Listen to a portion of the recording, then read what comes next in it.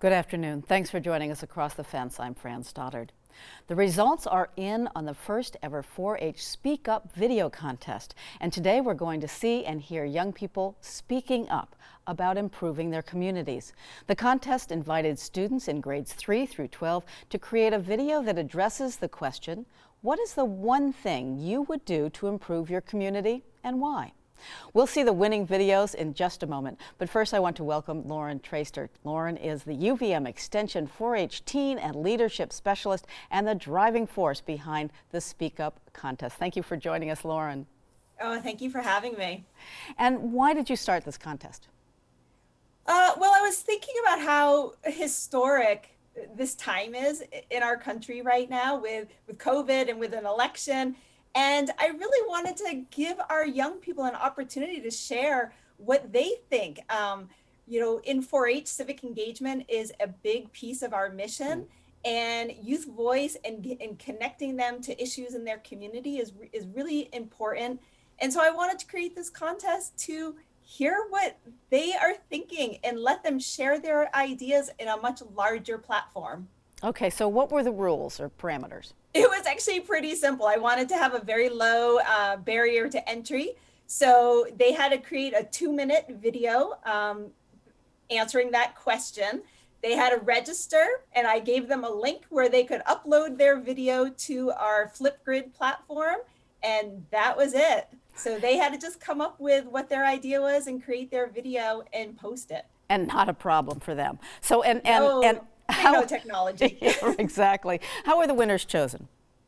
So we did it in 2 ways. So because it was on Flipgrid, we opened up that link publicly and we shared it on our Facebook, and we told the participants to share it out, and people could vote and like their videos, comment on their videos. And then I'm a leadership specialist, so then I also looked at comments and likes, and then just also used my background to choose the winners. But honestly, it was the likes and the comments of the public. Awesome. So when young people are asked to speak up about the one thing that they would do to improve their communities, there was nothing childish about the themes that rose to the top at all. I'm not surprised. Here's a winning submission from a 4th grader at the Woodstock Elementary School. Hi, my name is Trip Overbay. I am a brother, an artist, a 4th grader at Woodstock Elementary School. I am an activist. Raise your hand if you know the word racism. First, let's start with the word race. Race is a description of skin color. It's okay to use words like white, black, brown, and beige to describe someone's skin color. But racism is not okay. Racism is the belief that someone's skin color makes them better or worse than someone else. And that's never okay. I want to end racism in my community. Our country was started on slavery. White people captured black people from Africa and brought them to this country as slaves.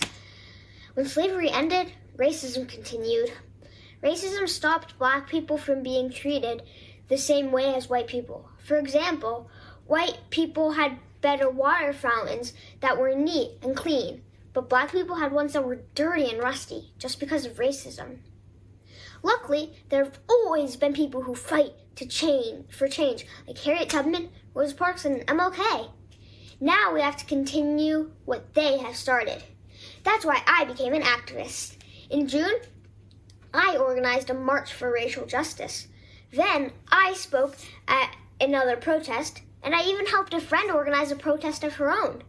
Recently, I wrote some grants to buy diverse books for my school library, books about racial justice, people who have changed the country, welcoming people who are different, and stories with humans of color as the main character. Guess what? I got one of my grants. So now, me and my friends and all the kids in our community can start to learn more, talk more, and end racism. Changing the community is hard work, but it is worth worth it, especially when everyone feels welcome and safe. Go Woodstock! Terrific job. Congratulations to Trip Overbay for making one of the winning videos in the 4-H Speak Up video contest. So, Lauren, clearly young people weren't afraid to speak up about major issues. No, and it doesn't surprise me. I mean, I've been working with 4-H for 18 years and in this leadership role, and we think that we need to shield the young from these really complicated issues, but they're aware and they have ideas and they want to participate in change in our community. And as we can see from Trip, I mean, a fourth grader has ideas and can take action. And look, because of him, his library has a diverse collection of books that can educate youth in his community. So he's a wonderful inspiration. Terrific. And they went from everything from that to nutrition and nutrition insecurity. And I'd like to just move to the next video to make sure we get them all in. This next winning entry is about the school breakfast system, and it comes from an 8th grade student at the Heinsberg Elementary School. Hi, my name is Lily Posner, and something I would do to improve my community is to change the school breakfast system. After brainstorming for this project, my friends and I started taking pictures of the school breakfasts. Here, I have some right here. When we looked up the nutrition for these, we found that for my age, some of the meals were up to 3 times the amount of daily sugar recommended, and the kindergartners are getting the same food as the 8th graders. Everyone gets the same. This is really important because some of the teachers didn't even know how much sugar was in the food. The principal didn't even know how much sugar was in the food. So he set us up with a meeting with the food service manager. We came up with 5 questions for her, like what makes you choose what kind of food you'll be ordering and stuff like that. This is also really important because the children that rely on the food system at school, they often don't have very healthy foods at their house, and the school has to be a role model for them. It has to show them that you have to eat healthy and nutritious foods to be a healthy individual. And if the school isn't stepping up to that responsibility, if it isn't promoting eating healthy, then I don't know who is. These children aren't getting the support at their homes of what you should and shouldn't eat to be a healthy person.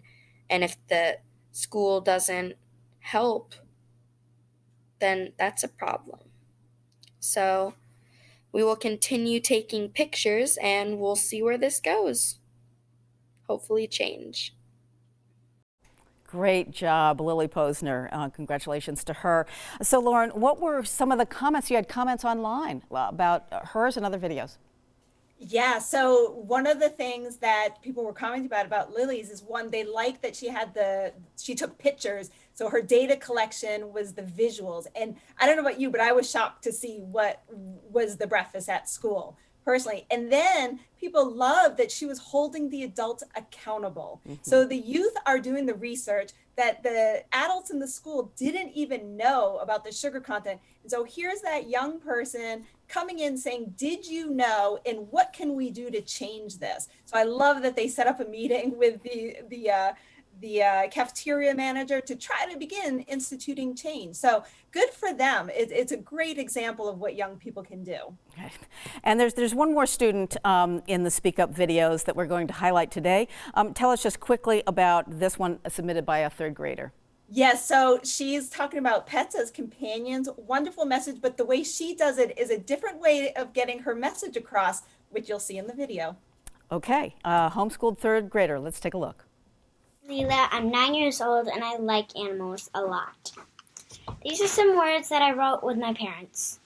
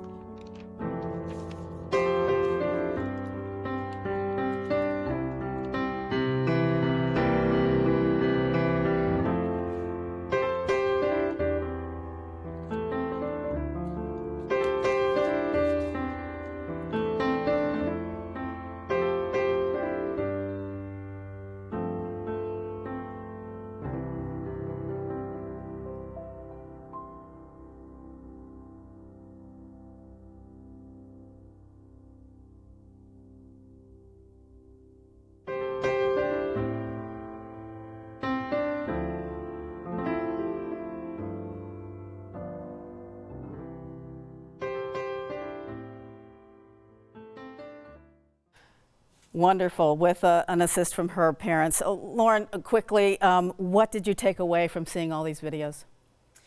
You know, the whole reason I started this contest, because I know young people have issues they care about, and you can see from these videos, they do. And these are important topics, and youth voice is a really critical component to our community and community change. Absolutely. Lauren, this is a terrific initiative. Thank you so much. And if you'd like to learn more about Extension 4-H and its programs for youth, check out the website that we have listed on your screen. It's www.uvm.edu/extension/youth. And Lauren has offered her own email, which is lauren.traster@uvm.edu. Again, Lauren, thank you so much for joining us today and telling us about this wonderful program. All right. And thank you for joining us across the fence. I'm Fran Stoddard. Stay well.